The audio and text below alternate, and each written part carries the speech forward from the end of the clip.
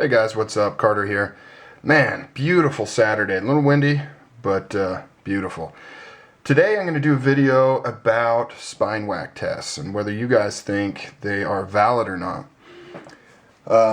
There's kind of a few opposing, it's a complicated thing. A lot of the times if you do a spine whack test on a knife that somebody really likes, they'll come back and say that it's not valid because knives aren't meant to be hit from the spine, and they're a folding knife. They're only capable of so much. If you need a hammer, get a hammer, things like that.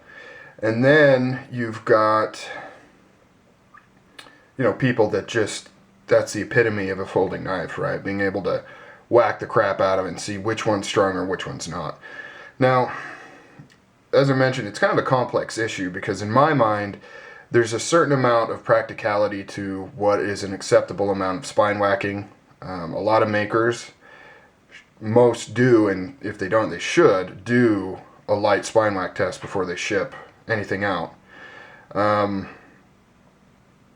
Me personally, that's kind of where I fall into. It should be able to withstand a little bit of pressure because it's a locking knife. It's part of the description of what it is. It's a knife that locks. If that lock is weak or not up to par, then that's a big portion of the knife that's not up to par. I mean, if spine whacks were completely invalid, then everybody would just own slip joints, right? There's a reason why it's a locking knife, so its ability to lock is a big part of it. However, you do have to draw the line on what's acceptable and what's not acceptable. But at the same token, I also find it fun just to, and this is where the battle rages on. It's always kind of fun to see what lock is the strongest, what it can handle, not because it's a practical thing that in real world is going to make sense, but it's just kind of fun to see what push things to the limit. We're all knife lovers, and so we dig into the details, we dig into the nuances. Your average Joe probably doesn't give a crap, but people like us, we think about stuff like that. And what kind of sparked this video is I was playing in my, what am I going to call it? My kind of junk drawer of knives, where I just kind of throw just odds and ends. They're not worth enough to try and sell. They're below kind of what I'm carrying right now and things like that. I just threw these other ones in there for fun. This is the Meyerco Shockwave Kirby Lambert collaboration knife. Really cool blade. Really like that one. I've got a video on it. Check it out if you don't know about it. This is definitely a really cool blade to pick up. And then here is my Emerson Roadhouse, and then I've got my Emerson Horseman Mini CQC8. But the main one, the one that was in my junk drawer, is this Boker Magnum Bulldog. I did kind of a review on this like forever ago. And, I pretty much said that it's an okay knife for the price range. Ergonomics on it are great. They're pretty good. You get a few hot spots, no big deal. It's very Strider-esque with this oval here. Got a fairly thick blade stock. It has a pretty thin liner though, which is one of the things I knocked down on it. But anyways, I was kind of playing with this and realized that that may sound loud. I'm really not hitting it hard at all, see? I mean, all it takes is just a little, and you can hear it. Oop. Man, I've cut myself so many times doing that, and I never learn. So yeah, this is a bad lock. I would consider this unacceptable.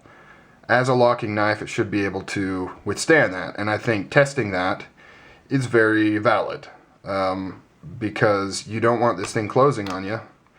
I mean, look how easy it is to break that lock.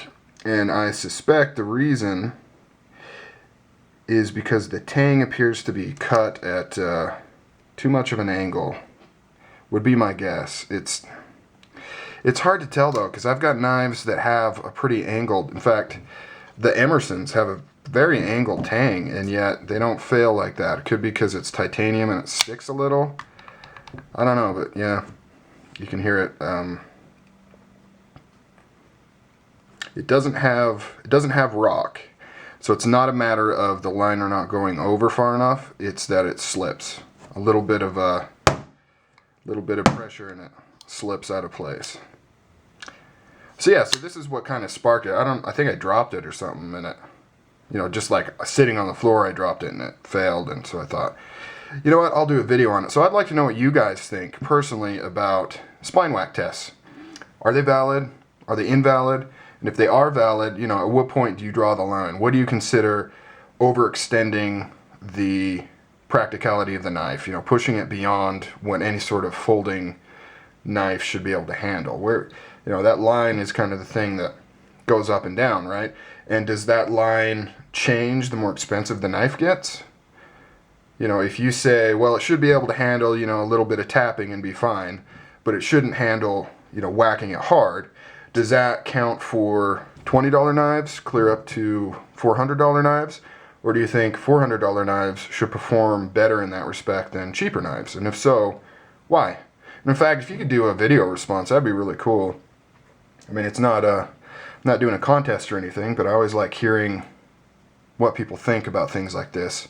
And so yeah, let me know what you guys think about spine whack tests. Later.